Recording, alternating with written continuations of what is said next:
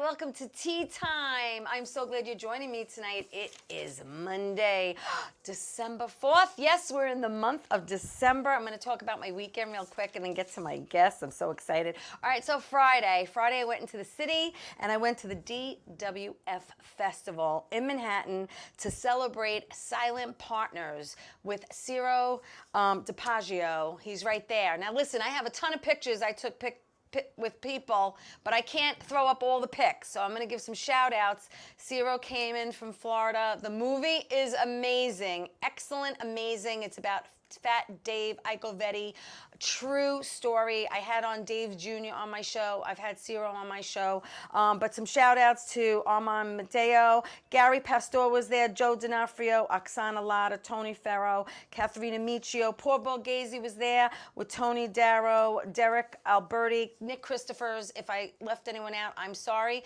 It was an amazing event, and I was so thrilled to be there. Great, great movie. Saturday and Sunday, I was in Staten, Italy. That's right. I was filming the second episode of Me and My Nuts, and I have a pic with the writer, Omar Moore. There he is. I love those dimples. And I'm praying for Omar. He's actually going in for knee surgery on Wednesday, so I hope everything goes well. The next pic is me and J.V. Simmons, J.V. Simmons. He is the director, and he's the doctor, and I'm his secretary, Wanda. And in the next pic, you have June is there. She has OCD. And Albania is a sex addict. And yeah, it's a great cast. It's so much fun. All we do is laugh, and laugh. Every scene is funnier than the other. And he's going to throw up a Paper. Paper, shout out, Omar Moore. Again, Paper, this is an original series that I'm in. I play a secretary. This just won at the New Jersey Festival Best Ensemble and Best TV show / web series. So we are thrilled and ecstatic, and Omar said he'll be bringing me back for that too. So bigger and better things for 2024 for us. So listen, that was my weekend. And now I have to get to my guest because she's my girl. She's my girl. I've known her a long time. I've had her on my show. This is the third time she's on my show. Once at another station, twice here. She forgot about that. So listen to me. She is a certified holistic nutritionist, okay, which is very, very important to put all natural, healthy things in your one body that you get your entire life. She is also a transformational spiritual life coach, because we all need to take deep breaths and live a calmer life. Mm-hmm. And I am thrilled to say she's also a comic, and we're going to talk about that just a little bit because we met that way. And hello, she is officially an author. Yes. And I'm so excited for you. Thank you. I have to point out that you had been saying that you wanted to be on a television series, and it happened. You're right. You've right. been saying that since as long as I've met you. I have been. Valerie my daughter still wants me on Law and Order. It was going to happen because I'm going to manifest that. We're going to manifest that. We're going to talk about that. But listen, for anyone who hasn't seen Kristen on my show in the past, we're going to talk about. She's a local girl from Long Island, Levittown. Yep. Went to high school, right? Division Avenue High School. Yep. But as a child, you knew you always wanted to get into film or writing, because from there you actually went to Nassau and you studied film and video production. Yep. But that wasn't enough for you, because then you had to go to Hunter and study creative writing and film. Yep. And then you actually interned with Nora Ephron for a while, which is huge, because for those of you who don't know Nora Ephron, she wrote Sleepless in Seattle and When Harry Met Sally and You Got Mail and Julia. I can never pronounce it either. It's like a tongue twister. Yeah, I can never pronounce it either. And Julie, right? About Julia Child and the woman who followed all her recipes for a whole year, and so crazy. So that was one of your amazing journeys in life, is to intern with someone who was such an amazing writer. How long did you get to intern with her? It was a short while. I got to more like observe and like ask questions about the writing process and how to find stories and how to actually develop stories with people. You know, because at Hunter and Nassau, I also studied journalism. Right. And when you study journalism, you know, you're getting into these stories. Most journalism doesn't go that deep. It's mostly just crime and stuff like that. But, you know, with Nora, when you were talking about relationships and how people, you know, are opposites and like the really deep feelings that happen on both sides. It's not just a one-sided thing where it's just about a woman's perspective. It was about both perspectives. So she taught me about the process of really fleshing out a story, which unfortunately is just not the way that a lot of stories are written today. No, they're not. You know, where we used to, you know, you'd have a whole opening sequence and, you know, the whole story would open up and you would get to know the character through their actions. Now it's just boom, right to the point, and it just feels very copy and paste. But I'm glad that I actually got to learn the art of writing an actual screenplay from that perspective to really tell a story. Which you actually, I like that, copy and paste. That kind of sounds like the name of a movie, copy and paste, right? Yeah. I like it. That's when you actually wrote 21st Century Guide to Bachelorhood. Oh, yeah. And this has been a baby of yours for a while. It's coming up. I mean, it has been for a very long time. I really feel that once I decide that it's ready to go. It is ready. It's written. It's in the hands of lawyers. It gets, put out there. But yeah, I had to step into writing from the perspective of a man that was going through a breakup that had been with the same girl since he's 15 years old. And then he ends up, I'll just tell you, he ends up oversleeping on his wedding day. He's supposed to be at the church at 11 o'clock in the morning, and he wakes up at 3 p.m. Right. And he's never done anything like this. He hooks up with this crazy neighbor that is like a forever bachelor, and it just changes both their lives. Yeah, but this is something that you've been working on for years. It's been a long time. And it's really evolved, because when you started it, there were no cell phones. There were there were a lot of things that you had to reincorporate to make it more modern, correct? Well, there were cell phones when I started it, but I wanted them to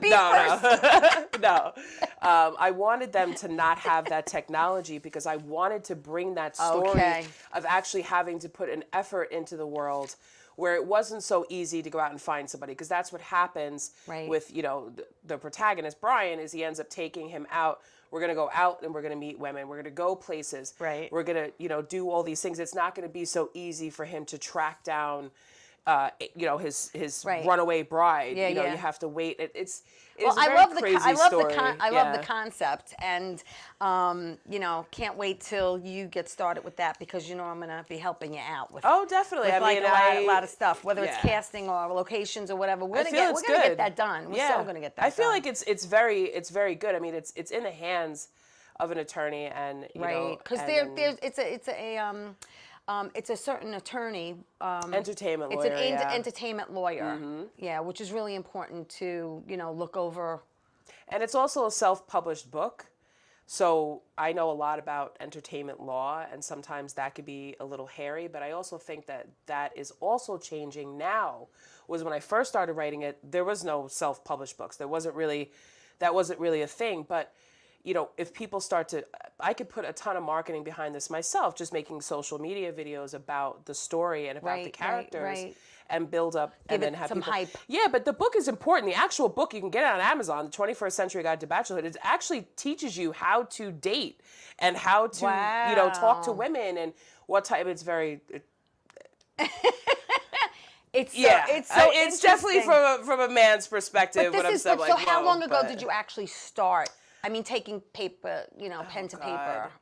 It had to have been, I believe, in 2011 it started. So it's been a very long time. Yes. But I feel like now, considering what just happened with the Writers Guild and everything, now they're looking for content. And this is a movie that you could put on Tubi, that you could put on Amazon, that you could just film, just get it done. Right. Because it's not a lot of, it does take place in a time when there isn't a lot of technology. There's not a lot of locations. Being a screenwriter, you can develop a script that works that way. It doesn't have to be all these huge locations and all these props and all it this stuff. You don't have to. And it can be simple. It's very simple. It is a very simple, And you know what? And it's okay for it to be that way. Yeah. It really is, because it actually makes it more intimate. Right. And it makes it more relatable. Yeah. So I think that makes sense. Yeah, people should look, because even if you're not on the, even because now we all, do dating apps and stuff like that, but it's still nice to know, where this came from. Because, one of the main characters, Brian, actually would dress up, because they didn't have pictures to look at, if you got set up on a blind date, or you answered a newspaper It was ad. really blind. Right, you didn't know. So he used to get the address, because he was going to go for the date, dress up as a pizza man, which it's not in the book, but I created this. Okay. He would dress up as a pizza man and go deliver a pizza to see what she looked like first. So, I mean, it was just this character, Brian, is just absolutely crazy, and it's the opposite of Evan, who is just like just stuck. He's one of those people I've been in a relationship for too long. Yeah. There's an exploding bra. There's all kinds of, So it is a comedy. Crazy. It is a comedy. It is a comedy. Speaking about comedy, you and I actually met at an open mic. Yeah. And that was, oh my God, how many? Like 6 years ago? Is it like 6, 7 years ago? Something Yeah, like definitely that? coming up on 6 years. It's like crazy how you were at the bar. I just went to go hang out, and you said, I'm thinking about doing comedy. I'm thinking about doing stand-up. I'm like, girl, you just got to dive into it. If you're going to do it, you just have to do it. And you've been doing it now for a while. You produce your own shows. You give a lot of female comics opportunities to do all-female shows, which sometimes the male comics get upset about. But you know what? You can't. You really can't. Yeah, but they get on. They get on. Sometimes you'll have a male host the show. Yep. But, I mean, it is a male-dominated industry. So, I mean, it is what it is. And you incorporate, again, talk about things right? And put a spin on it and make it funny. Yeah. Yeah, I liked it. I feel like it was just a way for me to get out on the stage, start speaking, get out of the house, instead of just kind of sitting around doing nothing. I feel like comedy was the gateway to so many other things that I wanted to do. And look how many doors it's opened. It's opened a lot of doors. Yeah. And it's definitely given me that You energy. actually did a show, your own show, called In Bed with Comics. Yep. And you told me about that, and I said, I love it. And you were so sweet to make me your first guest. Yeah. And I was in my pajamas in bed. She's like, if you want to put on pajamas and be in bed, we did it virtually. It was during. And and it was a great show. It really was. I love the concept, and you had on some really good guests. Pretty much almost everybody in comedy that wanted to do it. It was a lot of fun, and then I also had Creative Connections open mic. So I have all different types of things. I can't help it. Some people focus on one thing. Because you're so creative. You have all these things that pop into your head and ideas, and it's all good. Yeah. Can't help it. Hey, listen, I'm going to take my first break already. Can you imagine? This is going to be fast. So stay right there. Don't go away. More with Kristen Tinsley when we come back.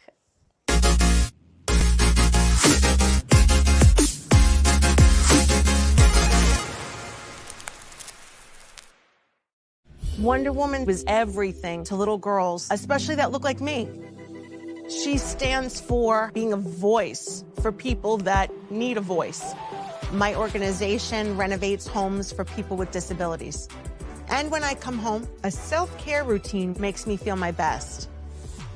I'm very proud of the difference that we're making, and to see that impact in my community inspires me to work even harder for everyone around me. Well, hi there, Theresa. It's John York from General Hospital. I am just checking in because apparently you have a great talk show called Tea Time on Strong Island TV. I want you to have continued great success and have a lot of fun. It sounds like you're having a lot of fun, and that's pretty much the key to everything, isn't it? So continued success. I'm proud of you. Have a great day, Theresa. Bye. Hey everybody, welcome back to Tea Time. I'm so glad you're joining me tonight. Hey, Tea Time can be seen every Monday night at 8 o'clock live on YouTube and Facebook. Then it goes to Roku TV, Amazon Fire TV, Twitch TV, everywhere podcasts can be heard, and seen every Saturday at 10 a.m. on Channel 20 for people on Long Island who get Optimum TV. We're going to be on TV Saturday. Whoa. I have Optimum, but I don't have regular TV. So listen, let me give some quick shout-outs. Michael Norton's watching from Florida. Ann Rothy's watching. Joe DeBarry, Grace Matranga. Thank you, everyone, for tuning in. Please like the show. Please share it. I am with Kristen Tinsley. She is an author. She is a comic. She is a certified holistic nutritionist. She's a transformational spiritual life coach. There's a lot to say. It's a tongue twister. It and is a lot tongue to say. twister. You Yeah. were very, very busy learning and teaching and growing and sucking in knowledge like a sponge. And I'm going to tell you why right now, people. Because Kristen, like myself, I have been a yo-yo dieter my entire life. And I've learned that diets don't work. They work when you're on them. But as soon as you go off of them, they don't work and you put the weight back. Why? Because it's a lifestyle change. And that's what you have to do, is basically treat your body, like my mother used to say as a kid, like a temple, because we only get one, and really be aware of what you're putting into it, whether it's smoking, drinking, food, whatever you're putting into it. The way you treat your body is the way it's going to treat you, basically. Well, no. Okay. No. So that's Well, that's what my mommy said. Right. Our parents told us a lot of things Right. that are not exactly 100% true. Right. Diets, like I wrote in the book, diets do work. You just have to find the one that worked for you. And as far as the lifestyle change goes, it is a lifestyle change. A lot of people misinterpret what a lifestyle change really means. Right. Where they think that, oh, I need to go walking, or I need to stop eating this, or I need to, just simple things. Right. But it's actually more about taking action and charge about certain areas of your life. You cannot change as a human being or change any physical part about you when you still have old attachments and you still have these old areas of your life that are still triggering you and affecting you, because your body responds to food emotionally. Right. The foods that you eat are indicative of an emotion that you're trying to process. Yeah, like Ben and Jerry are like my best friends. Exactly. Ben and Jerry, cookie. But if you look at the texture of those foods and what they do to you when you eat them. But there's also another secret. They can put you in like that. a euphoric place. Right, but that's temporary. Yes. And what spiritually is what that is trying to show to you and do to you is you want prolonged happiness. Eating Ben and Jerry's or a cupcake or candy or something like that for 2 seconds is not going to bring you prolonged happiness, nor is it going to solve your problem. Right. You're right. But I gotta say, I appreciate a cannoli around Christmas time. You know what I'm saying? Right. So listen, you have had a weight issue your entire life too. Right. At 5 years old, you weighed what? 125. 125 at 5 years old. Yeah. And does obesity run in your family like mine? Well, my dad was. I wouldn't say that there's too many obese people in my family, but it definitely is in the genes, and it skips a couple. Okay. But I have seen a lot of the obese people in my family, like my brother Brian, and, you know, two of my nieces, they've all, you know, have lost weight, and they've all, you know, maintained it, you know. Right, So, right. you know. Didn't you tell me once, because I have put on some weight. I put on about 15, 20 pounds, which I'm not happy about. But you had told me that when you hit a certain age, and you're there for a while, that's kind of like where your body is comfortable at. That's where it likes to stay. Well, right. Because right now I weigh what I weighed when I graduated high school. Then that's where you're going to stay. Right, but I want to be 15 to 20 pounds lighter. Okay. Because I tell you the truth, when I was, I felt more comfortable in my body. It's not a matter of, all right, how can I put this without it sounding crazy, but when you feel good, you look good. And when I was a little lighter, I felt lighter. Okay. Physically as well as mentally. But I don't want to struggle to stay there. It's not you that's struggling to stay there. Your body is going to automatically put you back to the weight that you were.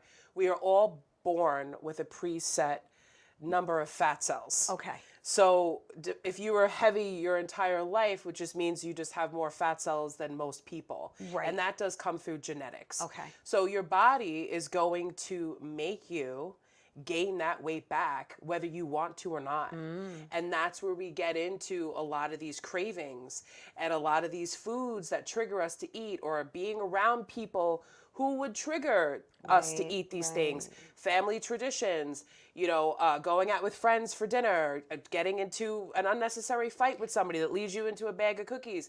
That is the body all responding to get you to gain. So what that about weight that back. person who I had growing up in my life who could eat anything and never gain? That's just their genetics. They were born with a preset number of fat cells, which doesn't go over. It's amazing. So you can go past your preset weight limit, but your body, I'm sure you've probably have gained back the same 15 to 20 pounds. Oh, yeah. Your entire, Yeah, that's sure. what it's going to be. Like, remember Luther Vandross when he was like really, really big, really, really small, really, really, really big, really, really, really small. So, same thing with it's- Oprah, same thing with, you know, Yeah. Roseanne Barr. Yeah. All of those people. And for a long time, people have been looking at people like that as a failure.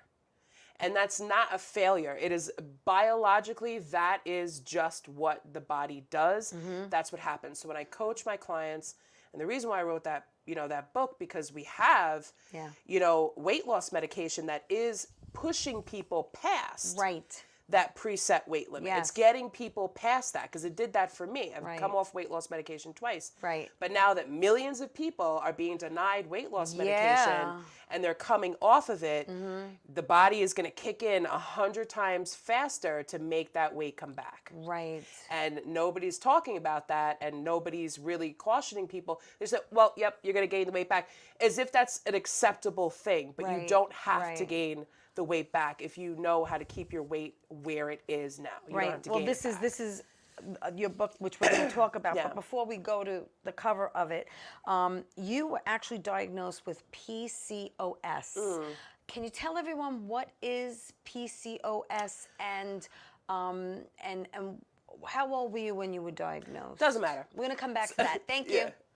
So, okay. Anyone who's watching this and has ever been diagnosed with polycystic ovarian syndrome stands for polycystic ovarian syndrome, which just means that instead of ovulating, your ovaries produce cysts. I was also told by a top endocrinologist that polycystic ovarian syndrome is a fake diagnosis that they give you when they don't know what's wrong with you. Really? Yes. So biologically, they don't understand why some women Why it don't happens. produce eggs like that. They don't know why it happens. Okay. There's other things that happen where they've grouped together all of these symptoms, all of these physical signs, all these hormones. Bottom line is the insurance companies don't want to pay to find out exactly where the imbalances are between estrogen and testosterone and all these other factors that come into it. Right. They don't want to pay for that to actually straighten that out. Right. Because we also have a lot of environmental factors that go into the reason why some people, get that. A lot of women get cysts on their ovaries. Right, but the PCOS does affect your weight, correct? And other areas of your health. It can, but again, they're piling together a bunch of symptoms that they've seen that a group of people have had, right? Like hardening of the arteries, infertility, obesity. But there's skinny women who have PCOS also. Oh, really? So how does that work? Oh, interesting. So it doesn't. So that's why they're finding that it really is just a nonsense diagnosis. Now, do they? Is there a medicate? There's no medication. Oh, there is medication. They can. But I know you're holistic. Right. Their so solution to it is just to give you a plethora. Right. Of this might work. Birth control pills. Right, here, take this. Right, it might regulate you. Right, and that's it. It might regulate you. Right, but nothing that they ever gave me, which a bunch of other people that they ever gave me, it doesn't work and it just messes you up. But when you go to have children, right, then they'll be like, oh, okay, well, we can only help you when you want to have children. And I'm like, well, you're telling me that I'm gaining weight because of the PCOS. It's going to be harder for me to lose weight because of the PCOS, which is absolutely not true. Right. That is not true. That's important to. Did you hear that? That That is true. not true. That's important. It's not true. Right. And there's all these books and there's all these formulas and there's all these pills and there's all this stuff that people concentrate because they don't want the excess hair. They don't want the darkening of the skin. They don't want the male pattern baldness. They don't want the high testosterone. That doesn't happen to everyone. Right. Think back to the bearded lady. I don't want to. I'm not making fun of anybody, but think back to the bearded lady. Yeah. How did she get like that? Right. So this has been going on for a very long time, and if they haven't figured out a solution since way back then, there probably isn't going to be one now. But thank God that there are holistic ways to keep laser hair PCOS, removal, laser hair removal, spearmint supplements. Staying off of obviously keeping your sugar in check. There's all different things that it does. Right. But it's hormones, and when the hormones are out of whack, your body's out of whack. But there's so many environmental factors around us: the candles, the perfumes, the laundry detergents, the plastics, all that's BPA, all that stuff that we touch every single day on a daily basis. Deodorants that affect us. I heard that's big. Yeah. Right. So we're just supposed to be natural. Right. We're just supposed to be natural. Right. We're not even supposed to really shave because the hair pulls out a lot of the toxins and all that stuff. You keep shaving it. Right. I could talk for days about that, but I just don't want anyone out there in the world to think that PCOS is hopeless. There's nothing you could do for it. Right. Don't try to go the holistic route. I've always gone the holistic route to find out what I could do, and I've done a lot of research. I've taken a lot of supplements. A lot of research, Yeah. and you became certified. Right. You became certified. That's Yeah. one of the things that you did. I had the. Well, I got name of it, certified from AFPA, American Fitness Thank Professional you. Association. Yes, here it is. I have it. Yep. Holistic nutrition and American weight Fitness management Professional. and herbology. Yeah, herbology. That's fascinating. I love That herbs. I love all that fascinates stuff. me. All right, so listen.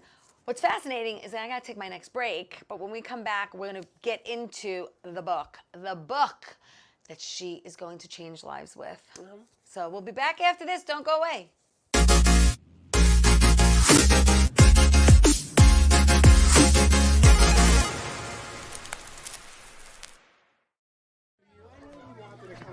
All right. Is everybody having a good time tonight or what? That's what I thought.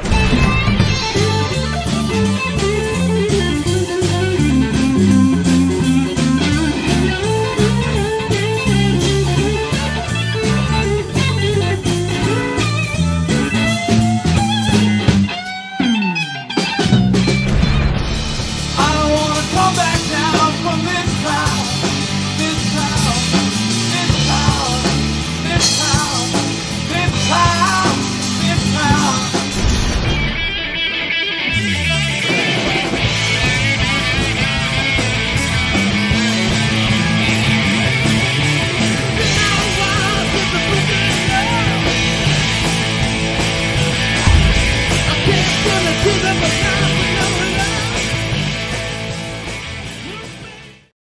How you doing? It's Sal, the voice of Valentinetti.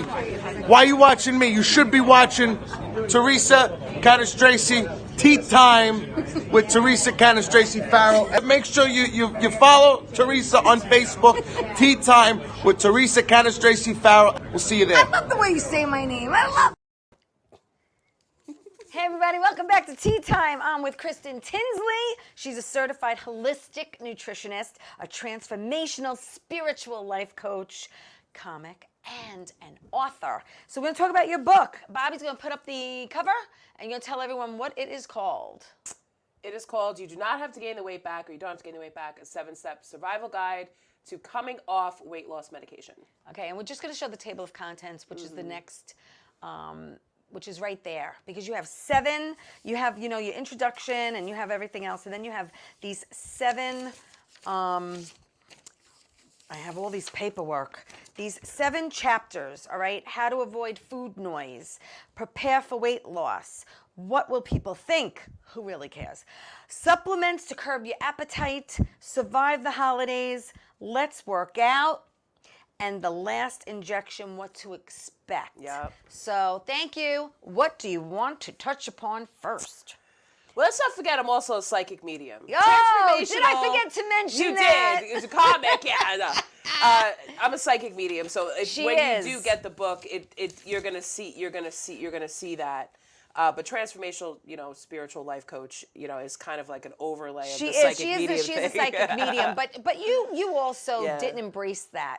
You kind of fought that for a while, and then you said, you know what, it's time for me to embrace this. Right, and to it's step a out and it's do a, it, a yeah. God-given gift. It is. And you know what? And you help so many people. You really do. Well, that's exactly how this came about, because How did the book come about? Well, I was looking on Instagram because I got, I was on a weight loss medication. I'm not going to say the name of the weight loss medication. You can contact me and I will tell you everything that I took. Okay. But it was a medically prescribed weight loss medication, and I had been on it for probably about, I don't know. I was on one medication, one of them was out of stock, and then when the other one came in, and so she instantly switched me.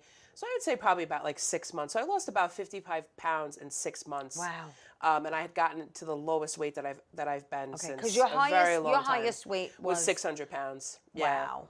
And when I was 600 pounds, and when I started coming down from that, because I was in a miserable relationship, was the first time that I experienced weight loss medication. Okay. And when they took me, because eventually when I got down to the 300 range, the 300 range was where I stopped at the age of 17. Right. So that's where my body was very comfortable at its set point. That's where Okay. it was comfortable. Okay. So I could go above 300, but never really below it. Uh-huh. Even with weight loss surgery, with medication, all that stuff, because the high back then when I first took the weight loss medication, the higher dose was considered to be cosmetic. What? Right. So they would not cover the higher dose. Like without going of it. under the knife? I don't understand that. They label it as cosmetic. Really? Yep. I don't know why they did, but now they're coming back and they're doing it again. So it actually inspired this book because I saw all these people. Yes. All these ads on social media about, you could get these types of drugs, a compound version of these drugs. Okay. I don't want to mess up the word, but semaglutide, whatever it's called, Right. I always mess that up. You could get a compound version. All you need to do is fill out some online intake form and submit it, and they'll deliver it to your door, because out of pocket to pay for name brand can cost you $2,000 It's like, a month. yeah, it's crazy. Right, but now all and these if you have a weight loss copay, then clinics, it's only like it's $35 or $40, exactly. whatever. But all these weight loss clinics and stuff like that are now getting these medications to give to people. Number one, you don't know what you're taking. Number two, who are these doctors that are overseeing these people? Okay. And you're not preparing people for an end game, because eventually you will have to come off of these drugs. Right. Either they get expensive or they stop working. I can't afford to pay $300 a month for that. The only people who were starting to take these were people with diabetes, correct? Some. Because I know my brother-in-law, Not all of them are brother-in-law designed is for on that. something Right. for his diabetes. And they'll take them off of it. Really? Yep, they're But gonna if take 'em but off if of it's it. working, I don't understand. Doesn't matter. They're rewriting the way that these drugs are classified. Okay. Because if you can afford to pay for them out of pocket and you get a doctor, any doctor, to sign off on it, you can get it. So now they're labeling these drugs as cosmetic, where people are using them to lose like 50 pounds, 5 pounds. Meanwhile, there's a whole demographic of people out there who are obese, who can benefit from that. I don't even like the word obese, who can benefit from this to finally get the weight, the excess weight that they gained, and then also to be able to get past the set point. Because if you could get past that set point and stay there for a while, the body will get used to that. How long? If I know. lose the 15 to 20 I put on and be happy or more comfortable where I was, how long do I have to try to maintain that to stay there? I don't know. And that's part of... That's the $1 million question. Right, that's the $1 million question. The weight loss drugs are not the solution to permanent weight loss. So everything is temporary. It's temporary. Or try to give you like a jump start. It'll give you, listen, if you're 600 pounds and you can get down and you don't want to get surgery and you could lose some of the weight with these drugs, then absolutely you should do that. Right. But then and it's not just eat healthy and work out. It doesn't work. I think the FDA approved one of them, and now they're trying to put it into a pill form or something. Yes, they did approve one of. They did approve. Okay, we're not going to mention any names. You can look it up. They did approve one, and finally the language is written in there where it's saying that some people who are obese or overweight are they call it weight loss resistant. Because I will tell you one thing right now, the body sees weight loss as a threat. Even the word loss triggers negative emotions. It sees it as a threat. Right. So when I teach my coaching client, in the coaching business, I teach them, don't focus on just losing weight. A lot of people put their life on hold. It's really about getting healthy. Not even that. You're healthy. You're perfectly healthy. If you're not in the hospital, you're healthy. That's true, but if you have high blood pressure and sleep apnea and diabetes and you have health issues, exactly. The weight, getting the weight off. You can't focus on, I got to get the weight off. I got to lose weight. I got to do this. I got to do that. No, the and body's then it going become to obsessive. Shut down. Well, didn't you say cavemen? We are built to hold fat because we didn't know when our next meal was coming or something? And that's the mechanism that I'm trying to tell you about. Right. Is when you consistently think, if you're consistently thinking about lose weight, it's going to trigger that mechanism to shut the body down so that it doesn't let go of any fat. Wow. Because our ancestors didn't run, I mean, of course they thought about food, but they didn't know if they were going to get it. So they ate, whatever they did. We are biologically designed to find food and eat it. But our bodies will slow our metabolisms down so we're not burning too much fat so that we can survive if we don't get food. We're still very much those people. Right. So if your mind is still focusing on, I got to lose weight, and it's just obsessive. And when you are an overweight person, you're trying to do that, I spent every single day of my life, every day I would wake up and think, what did I eat last night? How much weight do I have to lose? How do I look in this? I want this. I was not concentrating on other areas of my life. I can Everything totally relate. Totally relate. People think that there's this magic door that's going to open up once you're your ideal weight where everything is just going to be easy for you. And that's not true. It's not true. Because my goal, I would have those same thoughts that you just mentioned, and I would say, oh, I'd be so happy if my inner thighs didn't rub together. You know what I'm saying? Like crazy, but it is crazy. But does anyone really care? Because other people who don't know you, you're the only one who knows that. Right, and I'm the only one who sees myself without my clothes on, because we all look better without clothes on as far as I'm concerned. But what do you say about going in a bikini? Because I like that. God does not care if you look good in a bikini. God put you here, or whoever you believe in, to complete a mission. Right. You're here to learn lessons. You're here to achieve goals. You're here for enlightenment. You're here for ascension. You're not here to worry about how much plastic surgery can I get? How do I need to lose 10 pounds to look good in a dress? Right. At the end of the day, who cares about that? As long as you really have to love yourself. You have to love yourself. And it's sometimes not an easy thing for a person to do because we're so critical when it comes to... Society is critical. Yes, and it just magnifies how we think about ourselves too. Right. Yeah. And, listen, you have to get to a point where you're so focused on changing that negative thinking and changing those negative thoughts about yourself into something positive, Right. where you have to rewrite your story, you have to retrain your brain. And this is something you All of mentioned that, in yeah. the book. I had the pleasure of reading the book. The book is 30, 31. Yeah, it's just a quick It's guide. really, There's it's a 30 lot of or stuff 31 I tell pages, you. but there's Yeah. a lot of really good information in there. Because you have to know, the bottom line is, all these people who are coming off of weight loss medication, it is essential that you know what is going to happen to your body so that you're prepared for it. Because you're going to get the food cravings back. I mean, I got hit with this craving for this Teenage Mutant Ninja Turtle snack pie that I ate in the 90s. That they don't make anymore. That they don't make anymore. And I could taste it. And I'm like, and then I started, all these thoughts started coming in. Oh, well, you're going to make this recipe, or you should make brownies and you could bring them. And I had not had those types of food noise thoughts until before I had weight loss surgery. Right, right. But I could actually feel, I still felt like I had, because I had a tummy tuck, I still felt like I had my stomach. I felt like I was 600 pounds again. Right. Very uncomfortable. And then I really had to look at, Right. but this is what mentally happens because to the you other when you thing withdraw with from the the other drugs. thing is when you're heavy, we don't see ourselves the way other people No, do. it's not that. It's the drug that's doing it. And I understand It's that. the withdrawal from the drug. But that's there, doing how it. many times, and you and I've had this conversation, where you're thinking you're looking one way, and I'm like, no, you do not look like that anymore. Because Right. even though physically we lose the weight, our brain sometimes stays Well, because fat. it's trying We have to that- get you to go back right, to that because size. we have that fat Right, mentality. 'cause you already lost that weight. Right, yeah. but you look fantastic.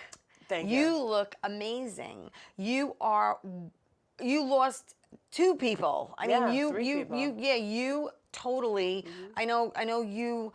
That's the other thing is, how do you feel about people making goals for themselves or getting on the scale? Do we throw it away? Do we get on it? Do we? I mean, everyone's so. The only number different. that belongs on the scale, what Yeah. I teach people to do is, I'm not saying that you can't lose weight past your set point. Of course you can. Right. Because I believe that you can. Because if I took myself from 600 pounds to 270, I could definitely, regardless of what I did or what I took. Right. I put a piece of duct tape over the scale. Right. And I put my goal weight on there. So I the love body, it. if the I body love could it. trick me to see my body in Love a it. distorted way, then I can also trick my body Right. into seeing that number. Right. So every time I get the urge to step on the scale, or anyone else does, I write down what that goal weight is. Okay. And tell me how you really feel about BMI. Body mass index. Unless you are using a device Because usually at doctors, home, yeah, because we talked yeah. about this too. Right, that's a plea. First of all, you cannot determine how much fat somebody should have on their body unless you know their genetic makeup. Correct. You don't get to say, so this is how much fat you have on your body. And, no, that's bad, that's wrong. Well, if you're born with this and they know that, if they paid attention in college, if they know that, then why are you criticizing someone? Right. This whole weight loss medication obsession, because that's what I've been seeing. It is. I've seen Everyone's on these. They're on something. Again, I don't want to throw out names, but everyone's on these. It's a new diet. This is what they're in, the injection diet, and like you're saying, yeah, they work for the most part. But again, Kristen is the only one talking right now about what happens when you come off of it. That's why it was her mission to write this book and let everyone know what you're going to be going through, what you can do to help yourself. Yeah. You've got a plethora of information here. Tell everyone about the Nope effect, because I love this. So the cravings, one of the things that I do talk about in the book is about the food noise coming back, how to quiet food noise. I started to notice that, like I mentioned, the snack pie was coming into my mind, and I started thinking, okay, they don't make the pie anymore, so I can make it myself. I can go to the store and I can buy pudding, and I have the sugar at home, and I can buy pie crust. I could just and I'm like, whoa, stop. Right. So there's a big difference between the word no and nope. Okay. When you say no, the body says, what do you mean no? Because I know that you've eaten something like this before, so eventually you'll say yes. So I'm going to kick up the thoughts. I'm going to keep throwing it out there. I'm going to keep gnawing and nagging at you until you get something. Okay. But what I do is I say, nope, Nope. Nope. Snap my fingers. Nope. Not doing that, because nope would imply a more definite answer. But I also tell people to visualize yourself standing in front of a really creepy house. And everybody else is saying, oh, let's go in, let's go in. And somebody just tells you inside, you're like, nope, not me, I'm not doing that. Nope, I'm walking away. That is a more different, that is a very different mindset. Right. So anytime, and usually the food noise comes in when you're doing something that you always do automatically. For me, it's driving. So when I'm driving and I know where I'm going, you have to train your brain to do other things. So take a different route to work, take a different, home for work, say no, this and that. Right.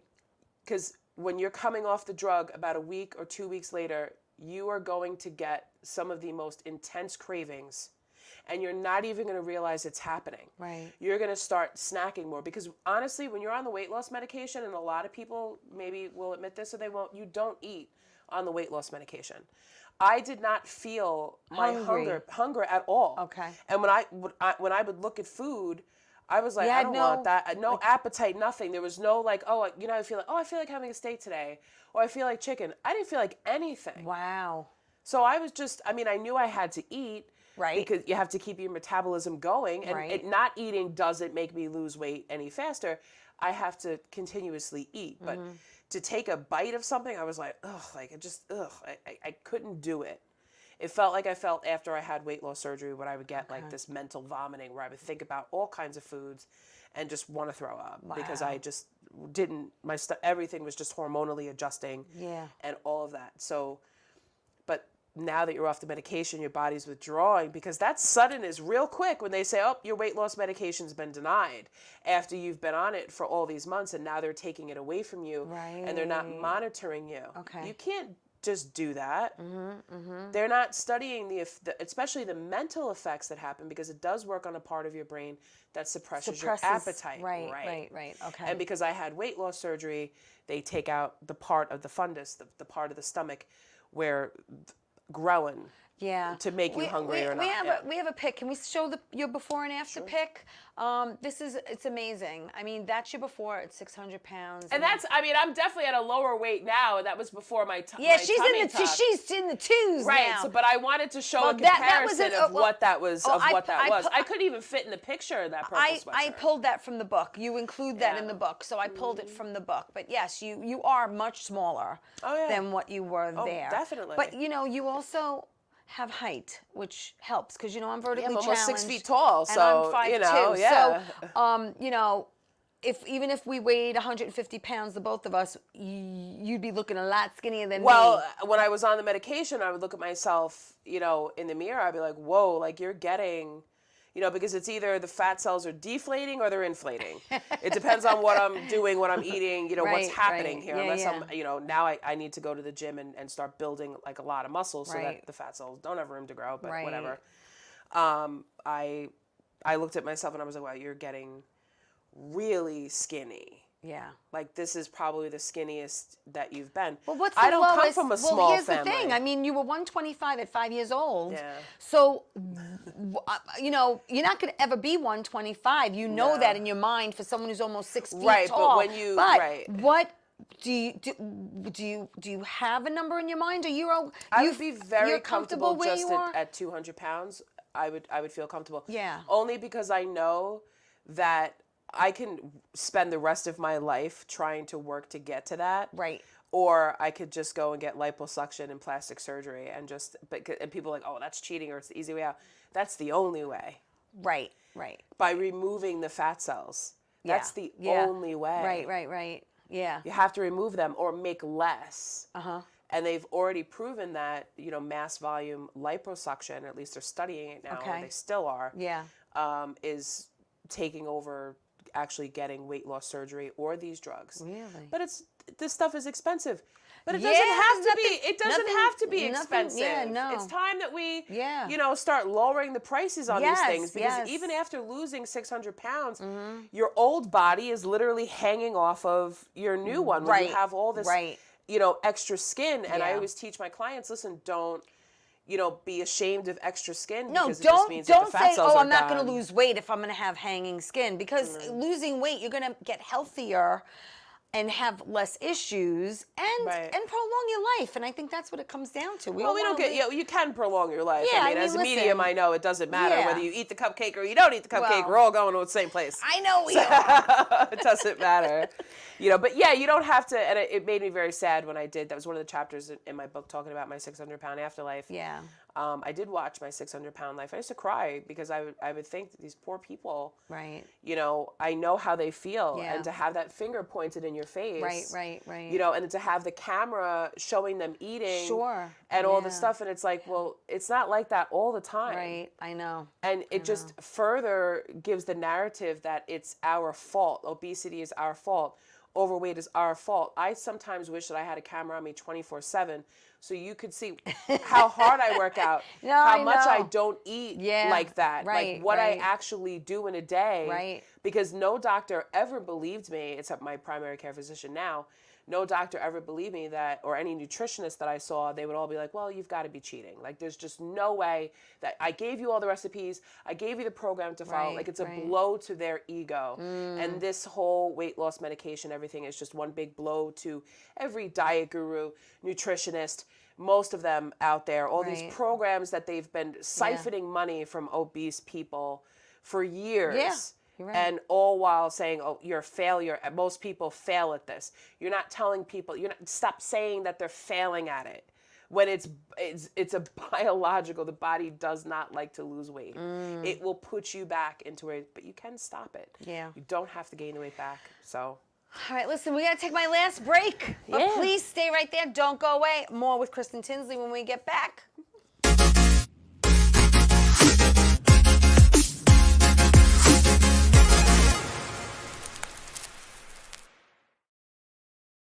Wonder Woman was everything to little girls, especially that look like me. She stands for being a voice for people that need a voice. My organization renovates homes for people with disabilities. And when I come home, a self-care routine makes me feel my best. I'm very proud of the difference that we're making, and to see that impact in my community inspires me to work even harder for everyone around me.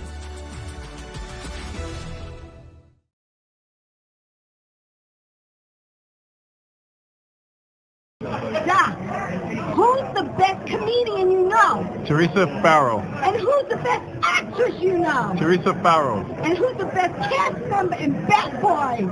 Teresa Farrow. Who's got the best radio? Teresa Farrow. Doc, who's your favorite Jimmy? Teresa Farrow. Who do you loving right now? Teresa Farrow. All right, Doc, I love you too, baby. Love you as always. Thank you. Hey everybody, welcome back to Tea Time. I'm so glad you're joining me tonight. My girl Kristen Tinsley is here. So she wrote a book, and real quick, I know you wanted to say something, but I want people to know how they contact you. In order to get the book right now, you can contact her. Email is KristenTinsley@DivineFemedian. Nope. No? It No, is K which one? Tinsley. Oh. KTINSLEY 32@gmail.com. Oh, sorry, I don't have that one. That's okay. Okay, that is listed. Okay. Oh, okay. So you combine them Kristen together. Tinsley on Facebook. She's on Instagram. Go ahead, Divine Femedian. Yes, and your website. My website is www.divinefemedian.com, and Femedian is spelled FEMEDIN. Stands for Divine Feminine Medium Comedian. Yes, so you have to get the book, get in touch with her. Just Google my name. I'm out there. Google her. She's all over the place. All right, am. so we have like 2.5 minutes left before we talk about what you're doing this weekend. What did you want to mention? So when people make an appointment with me, of course, read the book. You're going to find out the supplements that you can take to curb your appetite and to kind of stop the weight from coming back on. Very You're going to get a important. lot of that. And I just wanted to touch base on, yes, I'm a psychic medium and how that applies to people who, come into spiritual coaching with me.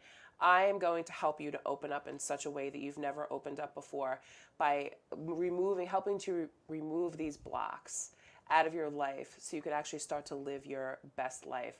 I do it by the 8 phases of the moon. I have a new program starting in January. Very limited amount of space open. So if you want to learn more about the transformational moon phase weightless plan, because it's not about weight loss, it's about becoming weightless by I love it. changing Love it. the areas of your life. So that's what as a medium I can help you to do that. So in case everyone was like, well, how does a psychic know about, shouldn't you just psychically be able to tell you like how you could lose weight? Yes. Well, listen, I want to thank you for coming on. You're welcome. Thank you for having me. You have something coming up this weekend. Bobby's going to actually put up the flyer. Talk about this real quick. Comedy meets clairvoyance. I'm going to be on the stage with fellow comics, all women show, fellow comics that are also psychically gifted. I have another medium coming on. I have a tarot reader. I have a reader that uses crystals. It's going to be 7:30 p.m. It's really cool. Yep, Friday, December 8th at Governor's. At Governor's. Go to Governor's website. Govs.com in the tickets. Giggle Room, and just look for that flyer. And someone's birthday is the 9th. I know, and I'm so busy this weekend. I have a speaking engagement. I have all this stuff going on, so I'll celebrate my birthday next weekend. But I will be partying Friday night, so definitely get tickets. Come out. All right, everyone. Thank you for coming in and doing this. I am so proud of you. I am so thrilled about this book. It was a fabulous read, a lot of information there. So definitely get in touch with Kristen Tinsley. I think it's It'll be everywhere soon. Yeah, I'm putting it up on the store right now. I'm not going to put it on Amazon, but definitely email me and I will get you a copy of the book. Awesome. So listen, everyone. Thank you for watching Tea Time. Thank you for supporting me. Tea Time's voted Best of Long Island, Beth Page, and you could go there and vote. I will see you all next week. Remember, tell everyone you love them. Ciao, everybody.